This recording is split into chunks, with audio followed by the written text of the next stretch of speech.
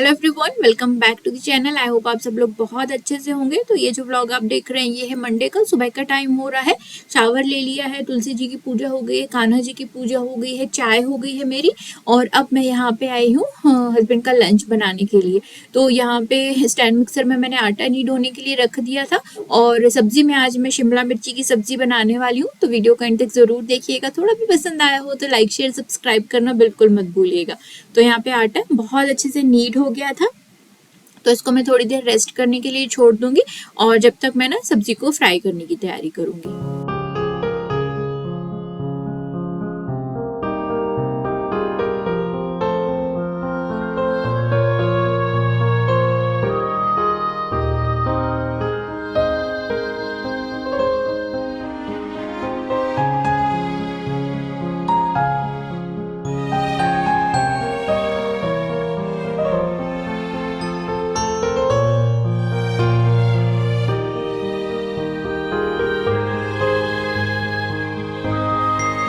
बीच में ऑयल खत्म हो गया था तो ऑयल को रिफिल कर लिया है। और ये 1 लीटर का पाउच है, तो ये ना मेरी एक बॉटल भर जाती है। और थोड़ा सा जो बचता है उसको मैं डेली के लिए ये छोटे वाली जो मेरी केटल है ना इसमें मैं निकाल देती हूँ।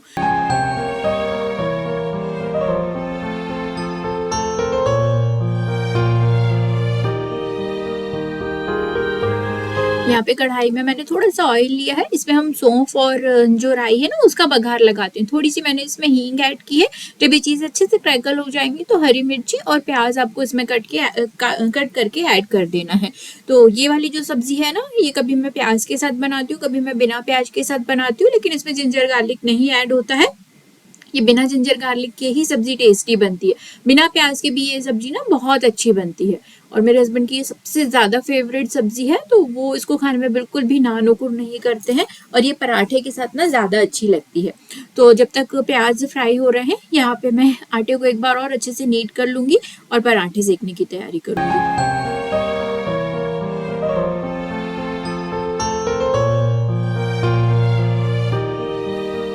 प्याज को बहुत ज्यादा डार्क नहीं करना है। सिर्फ जब प्याज हल्के से आपके पिंक हो जाएंगे तो मैंने इसमें ना 2 चम्मच भर के बेसन ऐड किया है। आप थोड़ा सा ज्यादा क्वांटिटी में भी बेसन इसमें ऐड कर सकते हैं। बेसन को ना अच्छे से सबसे पहले आपको भून लेना है। और जब बेसन भून जाएगा तो उसके बाद हम इसमें हमने जो शिमला मिर्च काट के रखी है ना वो हम इसमें ऐड कर देंगे। तो ये वाली सब्जी में ना हरी मिर्च ज्यादा टेस्टी लगती है लाल मिर्च की अपेक्षा, इसलिए मैंने हरी मिर्च की क्वांटिटी शुरुआत में ही ज्यादा रखी थी।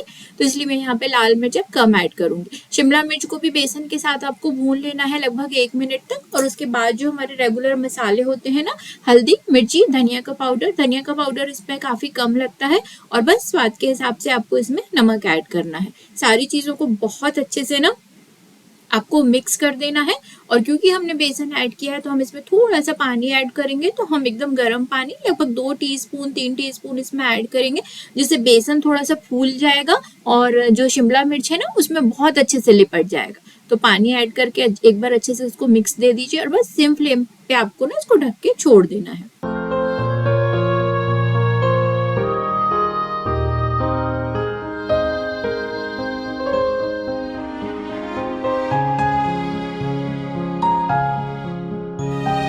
अगर आप ये वाली सब्जी नॉर्मल कढ़ाई में बना रहे हैं ना तो बीच बीच में आप इसको 1-2 बार अच्छे से चला दीजिएगा, क्योंकि बेसन जो है वो बॉटम में चिपकता है। और मैं क्योंकि नॉन स्टिक में बना रही हूँ इसलिए मैंने इसको ना सिम फ्लेम पे करके छोड़ दिया है। तो लगभग 5 मिनट करीब में ना जो बेसन है वो एक्चुअली भुना हुआ ही है। तो वो जो जितना भी हमने ऑयल ऐड किया है ना वो ऑयल रिलीज कर देगा। और शिमला मिर्च तो ना बहुत जल्दी गल जाती है।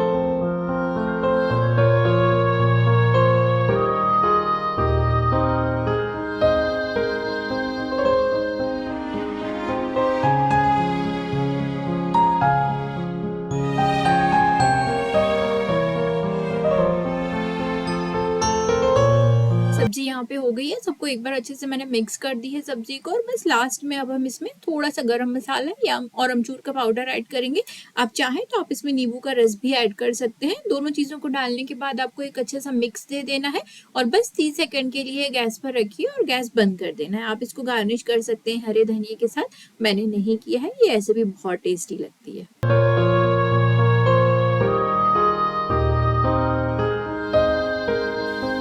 मेरे पास ये छोटे-छोटे ना राइस के पापड़ जैसे हैं, ये बहुत ज़्यादा पतले हैं, ये मैं रिलायंस से लेकर आई थी और ये 2 टेस्ट में हैं, जो लाल-लाल से दिख रहे हैं वो थोड़े तीखे वाले हैं और जो व्हाइट से दिख रहे हैं ना उनमें सिर्फ सॉल्ट है और उनमें मिर्च नहीं है। तो बस मैंने इसको पहले 20 सेकंड के लिए माइक्रोवेव किया था, तो कुछ जो है वो हो गए थे और कुछ नहीं हुए थे, तो फिर से मैंने जो हो गए थे उनको निकाल लिया और थोड़े से और ऐड करके ना फिर मैंने इसको एक बार 10 सेकंड के लिए और एक बार 20 सेकंड के लिए मैंने इनको माइक्रोवेव कर लिया। फ्रूट के लिए आज यहाँ पे है संतरा, तो संतरे को मैं पील करके रख दूंगी और ये ना नागपुर ऑरेंज लास्ट टाइम मुझे रिलायंस में मिले थे इसलिए लेकर आई थी मैं, और ये बहुत ज़्यादा मीठे हैं, बहुत दिनों के बाद ना इतने टेस्टी वाले संतरा मिले, अदरवाइज किन्नू ही यहाँ पे ज़्यादा मिलता है। बटर मिल्क बना रही हूँ मैं यहाँ पे, तो बटर मिल्क में मैंने थोड़ा सा जो है काली मिर्ची का पाउडर, भुना हुआ जीरे का पाउडर और काला नमक मैंने यहाँ पे ऐड किया है। और बटर मिल्क बनाने के लिए ना मैंने दही में थोड़ा सा दूध ऐड किया था, पानी ऐड नहीं किया है क्योंकि उससे ना कफ होता है। और थोड़ा सा मैं इसमें आइस के क्यूब्स डाल दूंगी, मैं इस तरीके से रख दूंगी तो ये थोड़ी सी देर में अपने आप ही पिघल के अंदर चले जाते हैं। फिर मैं बॉटल को अच्छे से टाइटली बंद कर दूंगी और यहाँ पे जो हस्बैंड का जो टिफिन है वो मैं पैक कर दूंगी। तो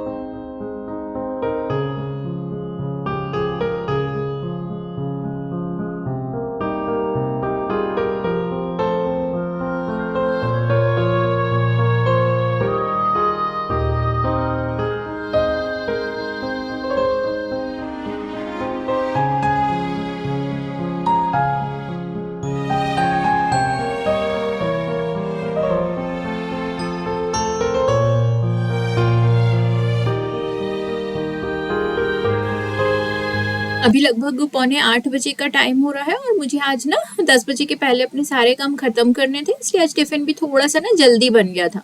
और मुझे ये मलाई से मक्खन भी बनाना था, तो मलाई में दही डाल के मैंने इसको रख दिया था, तो ये बहुत अच्छे से जम गया। सुबह उठने के बाद मैंने इसे फ्रिज में रख दिया था। तो देखिए ये पहली बार मैं ना ये जो मेरा स्टैंड मिक्सर है ना इसमें मैं मक्खन बना रही हूँ, तो इसके लिए मैंने ये जो क्रीम वाला जो अटैचमेंट है ना ये मैंने इसमें लिया है और बस पहली बार मैं इसका यूज़ करके देखूंगी। तो सबसे पहले तो मैंने इसको बहुत धीरे से 2 की स्पीड में चलाया क्योंकि मैंने इसमें ऊपर से ढक्कन नहीं लगाया था, तो मुझे लगा ये ऊपर तक ना आए। फिर जब एक बार अच्छे से चीज़ें मिक्स हो गई ना तो इसको आपको 6 to 8 की स्पीड में आपको चलाना है, जिससे जो बटर और बटर मिल्क है ना वो अलग हो जाता है।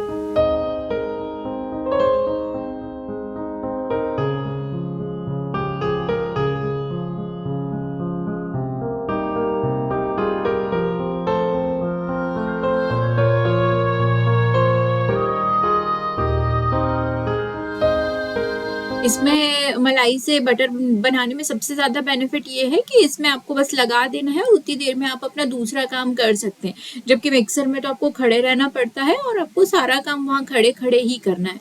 तो मलाई को कैसे जमाते हैं दही डाल के, उससे फिर मक्खन कैसे निकालते हैं, घी कैसे बनाते हैं, घी का जो रेसिड्यू बचता है उसका क्या इस्तेमाल कर सकते हैं, तो इसके लिए प्रॉपर मैंने एक वीडियो बनाया हुआ है, तो मैं एंड स्क्रीन पे लगा दूंगी, अगर आप देखना चाहें तो आप देख सकते हैं। तो देखिए बहुत ही इजीली जो है ना मलाई से सारा मक्खन इसमें निकल गया है।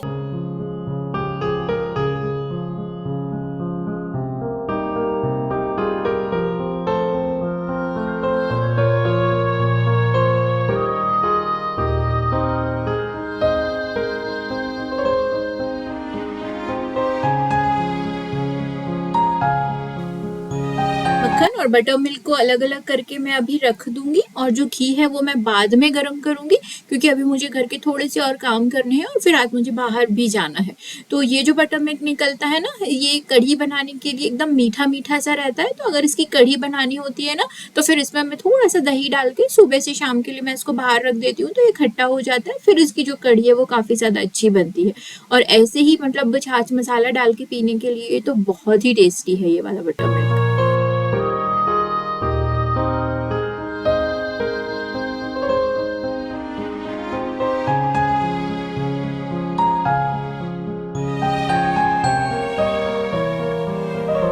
यहाँ पे ना ये अचार की मेरी बड़ी वाली बॉटल है जिसमें मैं इकट्ठा अचार डाल के मैं स्टोर करती हूँ, तो ये आधी से भी ज़्यादा खाली हो गई थी, इसमें बस थोड़ा सा ही बचा था, तो मैं अब इसको डेली का यूज़ करने वाला जो अचार है उसमें थोड़ा सा निकाल दूंगी और बाकी का मैं एक दूसरी बर्नी में खाली कर दूंगी, क्योंकि अब आम का सीज़न आ गया है, तो जैसे ही अच्छे आम मिलेंगे ना मैं आम का अचार डाल के फिर उसको ना साल भर के लिए स्टोर कर लूँगी।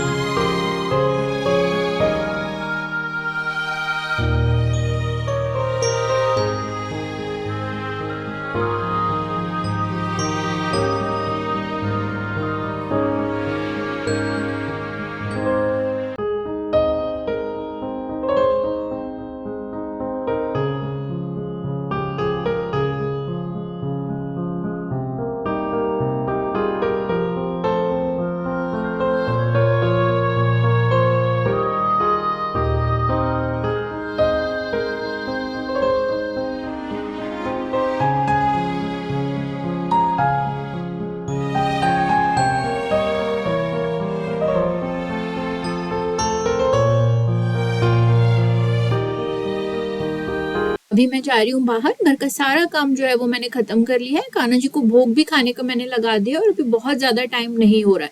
मेरी जो ज़रूरी चीज़ें थी वो सारी मैंने रख ली है। पानी की बोतल तो सबसे ज़्यादा इम्पॉर्टेंट है और शायद आने में मुझे थोड़ा सा लेट हो जाए तो ना 10:30-11 बजे के बाद ना पीछे तेज़ धूप आने लगती है। तो मेरी जो दोनों मशीनें हैं, डिश वॉशर और वॉशिंग मशीन है, उनके ऊपर बहुत तेज़ धूप आती है। तो इसलिए मैंने यहाँ पे ये कर्टन लगा के रखा है। तो सारा काम जब मेरा हो जाता है ना तो कपड़े सुखाने के बाद फिर मैं 12 बजे के लगभग रोज ये कर्टन लगा देती हूँ ताकि ना किचन में भी थोड़ी सी ठंडक बनी रहती है।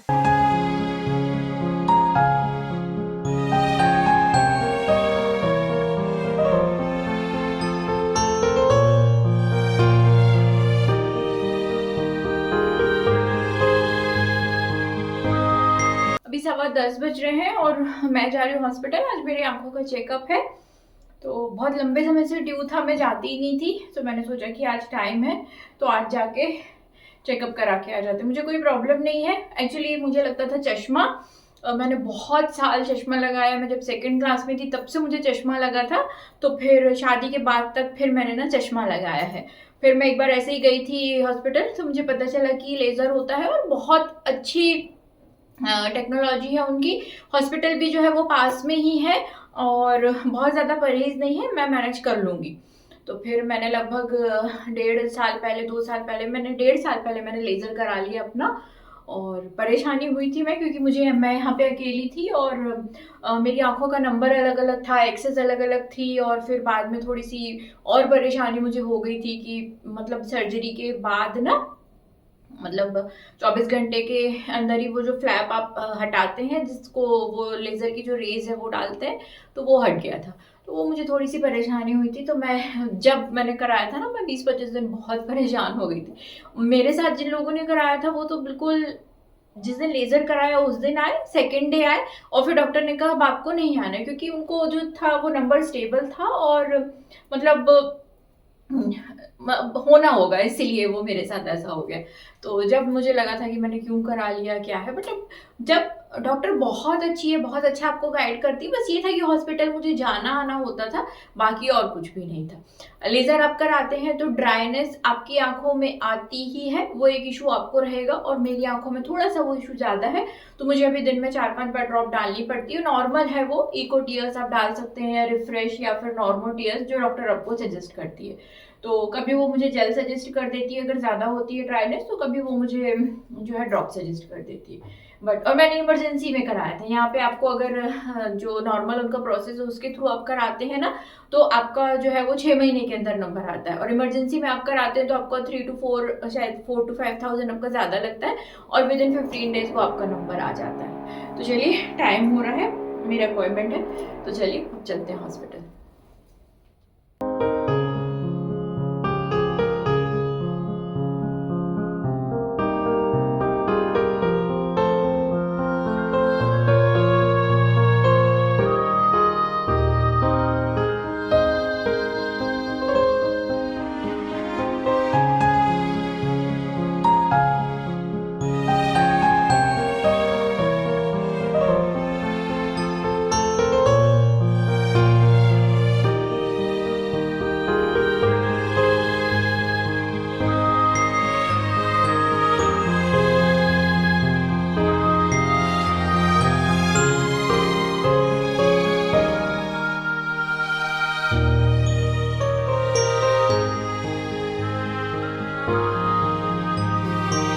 लगभग 1.5-पौने 2 घंटा लगा मुझे और मैं आ गई हूँ वापस। इसमें 10 मिनट जाना, 10 मिनट आना, ये दोनों चीजें भी शामिल है।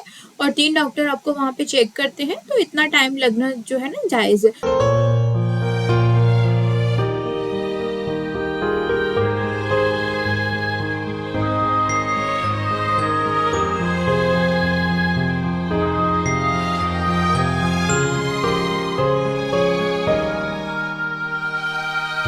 कहीं से वापस आने के बाद थोड़ा सा तो थक जाते हैं, लेकिन मेरी आदत ही है कि जब भी मैं वापस आती हूँ हैंड वॉश करके सबसे पहले जो सामान जहाँ रखने का होता है ना वहाँ मैं रख देती हूँ। तो इस बार मुझे ये नई ड्रॉप सजेस्ट हुई है, तो ये ड्रॉप अभी उसके बॉक्स से खाली करके मैं रख दूंगी, और जो चीज़ें लेके गई थी ना मैं वो सारी अपनी जगह पे रख दूंगी। डॉक्टर ने मुझे नेक्स्ट जो विजिट है वो मुझे 6 महीने के बाद बोला है, लेकिन ये ड्रॉप मुझे 1 महीने ही डालनी है, और उसके बाद मैं चाहूँ तो अपनी जो पुरानी वाली ड्रॉप है ना रिफ्रेश, उस पर मैं वापस आ सकती हूँ। तो बस हॉस्पिटल से आने के बाद मैंने अपनी एक बार फाइल चेक की कि नेक्स्ट विजिट की डेट डली है या फिर मुझे अपॉइंटमेंट उसमें लेनी पड़ेगी, और जो भी सारा सामान है वो मैं अपनी जगह पे लगा दूंगी।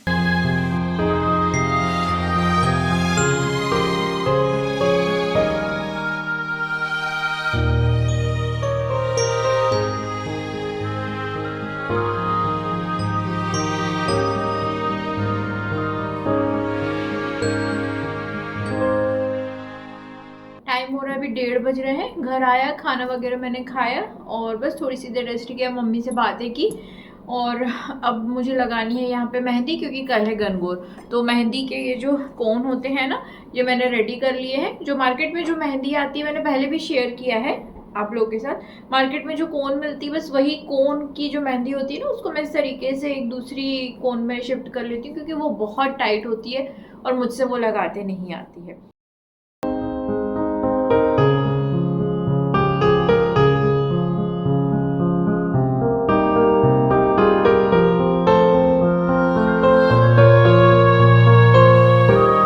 बहुत अच्छी मेहंदी लगानी नहीं आती है, फिर भी मैं काम चलाऊ जो है लगा लेती हूँ। इतनी स्पीड में मैं नहीं लगाती हूँ, ये तो मैंने क्लिप को थोड़ा ना फास्ट फॉरवर्ड में किया है। तो लगभग ये मेहंदी लगाने में मुझे ना 40 मिनट्स करीब लगे थे।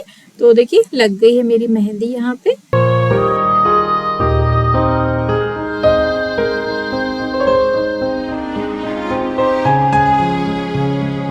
बस अभी शाम का टाइम हो गया है। मेहंदी लगाने के बाद ना मैं सो गई थी, क्योंकि मेहंदी गीली थी तो मैं क्या ही करती। बस उसके उठने के बाद फिर मैंने मेहंदी को झड़ा दिया है। पानी मैं इसमें नहीं लगने दूंगी।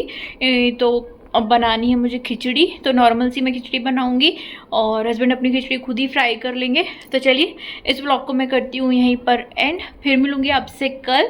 Till then take care, bye bye.